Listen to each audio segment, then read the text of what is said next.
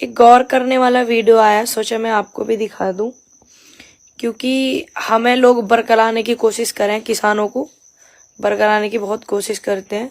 जरा गौर करिएगा वीडियो पर, थोड़ा ध्यान भी देना इन शब्दों पे।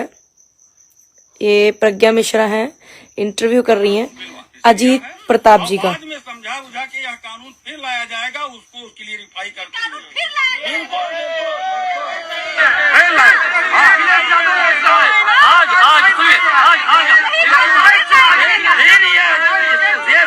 कानून आएगा सबको। आप लोग होगी पंजाब के बाद वापसी होगी, ये बीजेपी का एजेंडा। दोबारा सुन लीजिए, ये दोबारा सुन लेते हैं।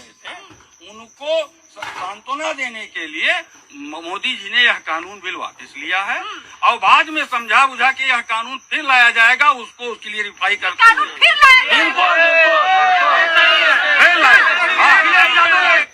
ये मंशा है इन लोगों की देश के किसानों के प्रति, देश के अन्नदाता के प्रति। तो बहुत ज्यादा समझने वाली बात है कि हमें 2022 के जो विधानसभा चुनाव है, हमें इसमें गलती नहीं करनी है।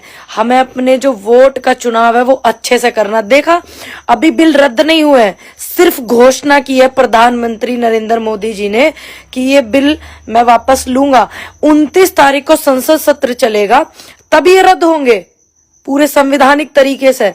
और अभी से इनके नेताओं के, इनके कार्यकर्ताओं के, अजीत प्रताप करके हैं कोई, और इनके इस तरीके के बयानबाजी इनके आ रही है।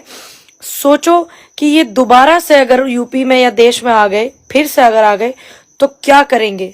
तानाशाही। तो हमें अपने वोटों का बहुत अच्छे से करना है। एक बात और समझ सी में नारी, मैं सोची पूछ लूं, एक अद्धा सा इसमें बीजेपी का भी जुड़ा रहा है मेरी इसमें। क्या बोलते हैं ये जो इन्होंने माफी मांगी है, अभी पता है क्या हुआ? अभी मेरे एक, मैं पास में से आ रही थी तो एक अंकल कह रहे, मैंने कहा बिल रद्द हो गए, खुशी रद्द होंगे, खुशी मनाएंगे किसान, लेकिन सारी चीजें पूरी होनी चाहिए। तो पता है क्या कह रहे कि बिल रद्द हो गए? मैंने कहा हाँ। तो मैंने कहा 29 तारीख को होंगे पहले संसद सत्र में। तो बोले कि अरे नहीं नहीं, प्रधानमंत्री बिल वापस नहीं लेंगे। अगर जो बिल वापस लेते तो हमारे नेताओं के कपड़े क्यों फटवाए इन्होंने? अभी आवाजें भी उठ रही हैं कि जब बिल वापस लेने थे तो हमारे कपड़े क्यों फटवाए किसानों से, इस तरीके की। तो वो भी व्यक्ति यही वाली बात बोलने लगे मेरे से कि नेताओं के कपड़े क्यों फटवाए नरेंद्र मोदी जी, हमें विश्वास है वो बिल वापस नहीं लेंगे। तो मैंने कहा आप ये देखिए, मैंने उनको खोल के दिखाया इस पे मीडिया में कि ये देखिए। तो वो चैनल जो था जी न्यूज नहीं था, आर भारत नहीं था। तो उनको तसल्ली तब हुई, तब मैंने जी न्यूज पे खोल करके दिखाया उनको ये वीडियो। तब उन्होंने माना कि हाँ बिल ये रद्द हो गए। क्योंकि दुनिया में 4 काम बहुत ज्यादा मुश्किल है: चींटी को लिपस्टिक लगाना, और हाथी को गोद में बिठाना, मच्छर को कपड़े पहनाना, और ऐसे ऐसे अंधभक्तों को समझाना। बहुत मुश्किल सा हो रहा है ना, बाकी तो सारे काम आसान से ही है। बाकी जो है देखो, इनके नेता इस तरीके के बयानबाजी कर रहे हैं। आज वैसे भी किसान दिवस के रूप में आज का दिन मनाया गया है, कांग्रेस की तरफ से भी ये दिन आया है कि इसको हम किसान दिवस के रूप में मनाएंगे। बहुत सारी शुभकामनाएं, सबकी एकता को आप बरकरार रखना अपनी, बस मैं तो यही बोलूंगी बार बार, क्योंकि यही 2 शब्द ऐसे हैं, एकता को बरकरार रखना शब्द ऐसे हैं कि सब सिस्टम ठीक रहेगा। बाकी मैं उन मीडिया वालों से सवाल करना चाह रही, कल पूरा दिन जो मजा आया ना देखने में, पूरा दिन जी न्यूज को और आर भारत को देखने में आया मुझे। रिपब्लिक भारत, आर भारत जो है, इनको देखने में बढ़िया लगा। मैंने कहा देखूं तो सही है, 11 महीने से इनकी जो हालत ही ऐसी हो रही थी और बस फायदे गिनवा रहे थे। आज ये नुकसान कैसे गिनवाएंगे इन बिलों के? लेकिन वो ये ना, अहंकार नहीं जाता व्यक्ति का, अब फिर भी नहीं कर जा रहे, देश हित में ऐसे चलाए जा रहे सारे के सारे। बाकी कोई बात नहीं, देखो अभी है ना, लड़ाई हमारी जारी है, अभी खत्म लड़ाई नहीं हुई है। भाई जी वीडियो को खूब ज्यादा शेयर कर दीजिए, बहुत ज्यादा शेयर कर दीजिए ताकि सभी तक पहुंच जाए। देखो अभी बिल रद्द नहीं हुआ, इस व्यक्ति का ऐसा बयान आया कि दोबारा आएंगे 2022 के चुनाव के बाद, तो इसीलिए किसी कीमत पे बीजेपी को वोट नहीं डालनी है आपको, किसी भी कीमत पे। और दूसरी बात मैं ये बोलूंगी कि जो हमारी लड़ाई है, मुकदमे वापसी, किसानों को, शहीदों को शहीदी का सम्मान होना चाहिए उनका, जो हमारे शहीद हुए हैं, जितने भी लोग इस आंदोलन में। और जैसे शहीद स्मारक बनने चाहिए, उनके बच्चों की शिक्षा भी फ्री होनी चाहिए कि नहीं, उनकी मदद होनी चाहिए। मैं तो बिल्कुल ठीक हूँ भाई जी। बड़े बड़े लोग इसमें जुड़े हुए हैं, कुछ लोगों की ठीक नहीं है, तो जो मेरे सपोर्ट करने वाले इतने अच्छे अच्छे लोग हैं, कृपया करके इनको जरा देखें। और बाकी अभी बिल रद्द नहीं हुए, बस ये ध्यान रखना।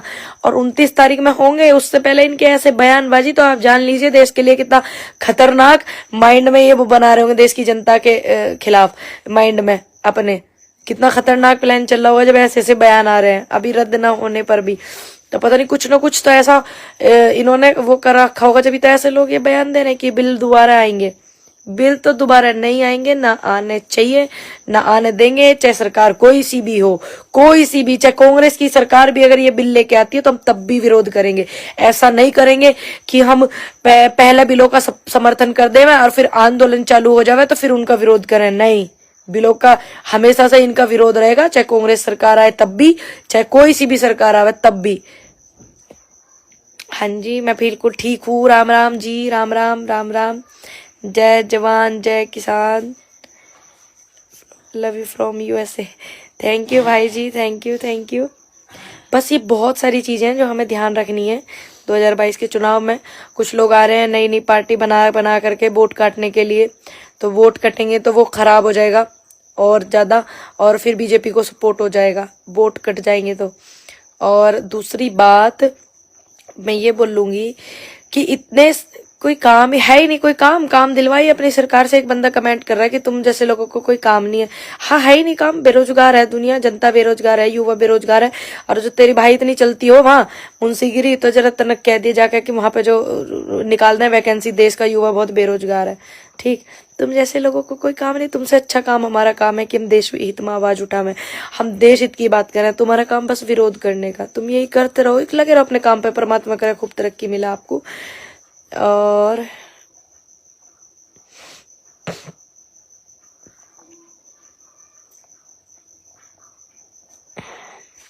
मैं कमेंट भी देख रही हूँ, अंधभक्तों को समझाना बेकार है। मैं भी बता रही थी ना भाई जी, बिल्कुल समझाना बेकार है, बाकी कोई बात नहीं। और हमें खुद समझना है, हमें दूसरों को समझाने से अच्छा कि हम खुद समझें, अपने वोट का जो है सही इस्तेमाल करें। और बाकी सब लोग अपना ध्यान भी रखें। बहुत सारी चीजें कि समस्या कम नहीं हुई। बिल ये लोग लेके आए, इन्होंने अपनी मर्जी से वो कर दिया इतने दिनों बाद। अहंकारी व्यक्ति हैं, देख लीजिए, एक बार भी ये नहीं बोला 9 मिनट के वीडियो में, मैंने 9 मिनट का वीडियो देखा, कि देश के उस अन्नदाता से मैं क्षमा मांगता हूँ और जो किसान आंदोलन में शहीद हुए मैं उनको श्रद्धांजलि देता हूँ। एक बार भी ये शब्द नहीं निकले प्रधानमंत्री जी के मुंह से। कोई बात नहीं, और हम सब एक है, बस एक रहेंगे। मैं मोदी कल भी 0 थे, आज भी 0 है। एक बहन है वो कमेंट कर रही है। चलिए कोई नहीं, सम्मानित कुर्सी पे हैं, कुर्सी का सम्मान करेंगे। बाकी तो इनका कितना वो सम्मान हो रहा देश में सभी को पता। हमारी सम्मानित कुर्सी है वो बहुत ज्यादा। हमारे देश के प्रधानमंत्री तो आते जाते रहते हैं, ये देखिएगा। जनता सब याद रखती है, भूलती कुछ नहीं है। जनता और पत्रकार एक ऐसी 2 कड़ी हैं जो कभी कुछ भूलते नहीं है। नेता बन के ये ऐसे लोग जो भूल जावे, सबसे गहरा नशा है ये, इनको ज्यादा हो जाता है ऐसे लोगों को। कोई बात नहीं, और हम अपनी एकता से इनके नशा को तोड़ेंगे जरूर। काट हर चीज की है, जहर की भी काट है, ऐसी बात नहीं है। लोहे को लोहा काटता है, किसान काटता है इनकी अहंकार को, इनके नशे को। तब तक आप अपना ध्यान रखिएगा, ध्यान से रहिएगा। देखिए, नेता का ये बयान है, इसे बहुत गंभीर लेना आप लोग, क्योंकि बिल रद्द ना होए अभी, अब पहले से पहले इनके ऐसे बयान आ रहे हैं, ये बहुत गंभीर बात है सोचने की। हाँ जी, मैं बिल्कुल ठीक हूँ, सब ठीक है। राम राम जी, राम राम जी। किसान खेत में ही अच्छा लगे, तकलीफ तो इन्हें। देखे, एक भाई का कमेंट आ रहा, किसान खेत में ही अच्छा लगे। किसान खेत में भी अच्छा लगेगा, किसान संसद में बैठेगा वहां भी अच्छा लगेगा, पार्लियामेंट में बैठेगा वहां भी अच्छा लगेगा, एमएलए बन के बैठेगा, मंत्री बन के बैठेगा। अब किसान जो है सारे काम करेगा, खेती से लेकर के देश तक किसान चलाएगा। ठीक है, जो ऐसे लोग हैं ना जिनको बड़ी तकलीफ हो है कि किसान का बेटा एमएलए क्यों बन गया, किसान का बेटा नेता क्यों बन गया, किसान का बेटा क्यों बन गया नेता, ये क्यों बन गया, ये तकलीफ है ना आप लोगों को।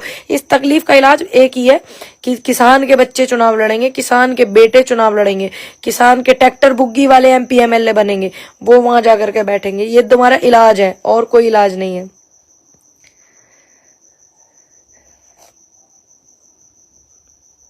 ये हमेशा किसान को फटे हाल में ही देखना चाहते हैं। देखी थी ना बॉर्डर पे कितना मीडिया वो करता था, ये जींस वाले किसान नहीं हो सकते। अरे जी किसान ने जींस पहन ली, बनाई किसान ने जींस, ठीक, किसान ने जींस पहन ली तो इनको तकलीफ हो गई। लेकिन इस पे भी मेरे इस पे कमेंट करके कर रहे हैं, पर मेरे पे कोई फर्क नहीं पड़ता ऐसे लोगों की, क्योंकि इन लोगों का काम ही है, सारे काम किसान करेगा। खेत से लेकर के और पार्लियामेंट तक किसान बैठेगा, मुख्यमंत्री प्रधानमंत्री किसान बनेंगे, टेंशन न लो। एक कहावत तो है, बैल कितना भी क्यों ना मरख ना हो, किसान उससे अपना खेत जुतवा ही लेवे, तो जुतवा लिया।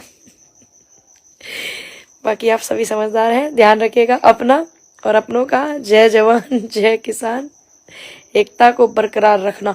और हाँ, एक बात मेरे याद आ गई, अभी मेरे याद आई, आपने देखा 3 बहनों ने रेल के नीचे कट के मर गई, जहां उत्तर प्रदेश में बखान करा जा रहा कि ये उत्तर प्रदेश खुशहाल है, तो वो भूख से मर गए। ये जो कमेंट कर रहे हैं ना नेगेटिव, ये देख ले मैं उस वीडियो को निकाल के यूट्यूब को निकाल के कि भूख से मर गए। फोन करके उन्होंने कहा कि उसका ध्यान रखना, उसका ध्यान रखना, जो लड़की मरी है। 3 लोग मरे हैं उसमें, 3 ट्रेन से कट के भूख के कारण। घर में अनाज नहीं था, जो ये 5-5 किलो बांटते फिर रहे ना, ये सब दिखावे की नौटंकी है। ये देख लेना आप, ये चीज देखना। इसके न्यूज निकाल करके देखो, जो कमेंट कर रहे हैं नेगेटिव, निकाल कर देखो। उत्तर प्रदेश खुशहाल देश, 100, 50, 500, 1000 रुपए का राशन नहीं उसके बेटी के घर में गिरवाया, वहां एमपी एमएलए नहीं है, वहां नेता नहीं है इनके। देख लीजिए आप, न्यूज निकाल करके देखना आज ही। पर मैं यही बोलूंगी कि हम इनसे मर के नहीं लड़ सकते, हम जो है इनसे लड़ के लड़ सकते हैं। मर के नहीं लड़ा जाएगा, लड़ के लड़ा जाएगा। तो ऐसी काम ना करें मेरी बहनों से, मेरी यही अनुरोध है।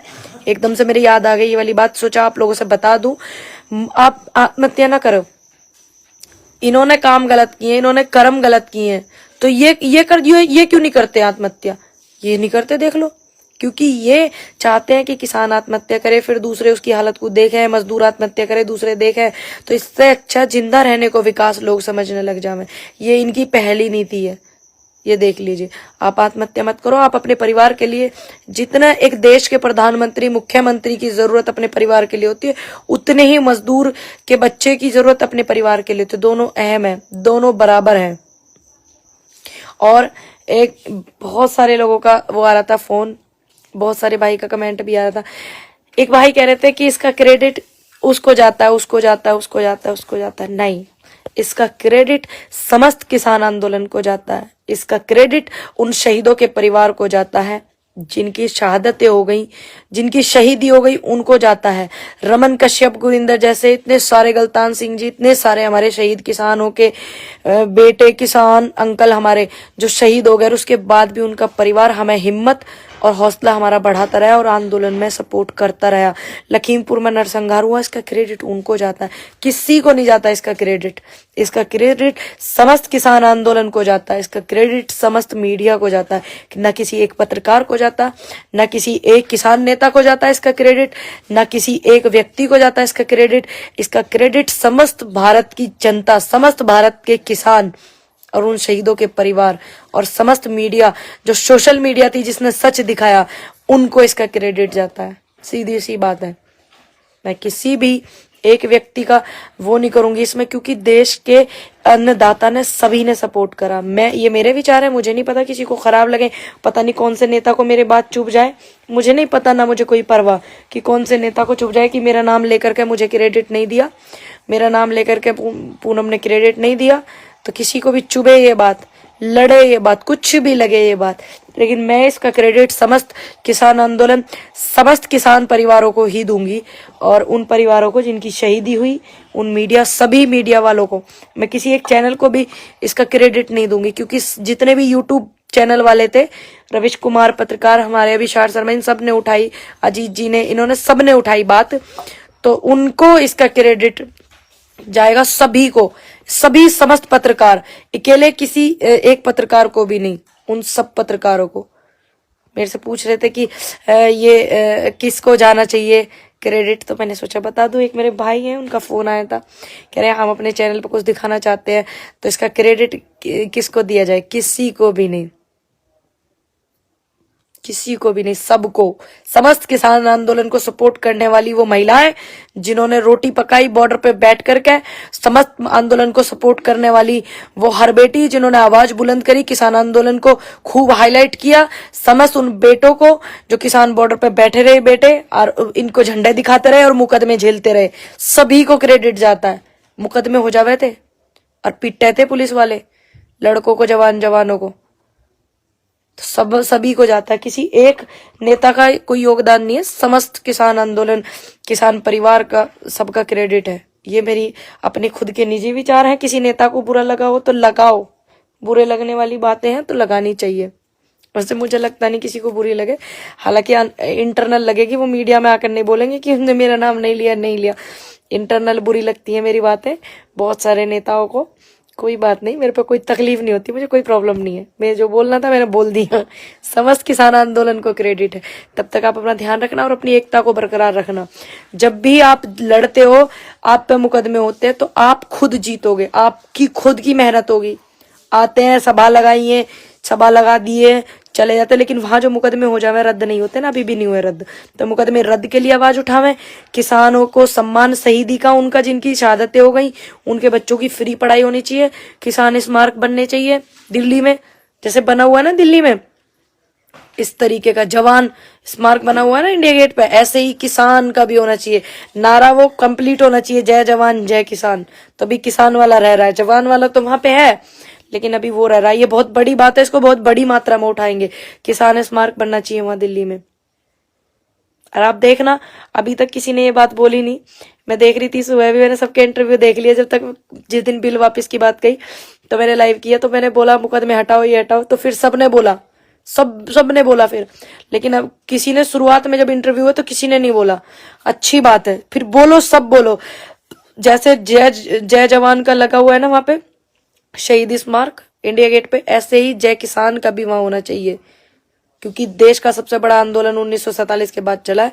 इतनी शहादतें हुई हैं, इतना लोगों ने इतना सहन करा, किसानों ने इतना सहन करा, अंधभक्तों को बहुत बुरा लगा। अब वो मीडिया वाले बेचारे भाई, मैं समझ में ना रही वे कैसे नुकसान गिनवा रहे होंगे जब हमें फायदे गिनवावे थे। बाकी कोई बात नहीं, आप अपनी बस एकता को बरकरार रखना।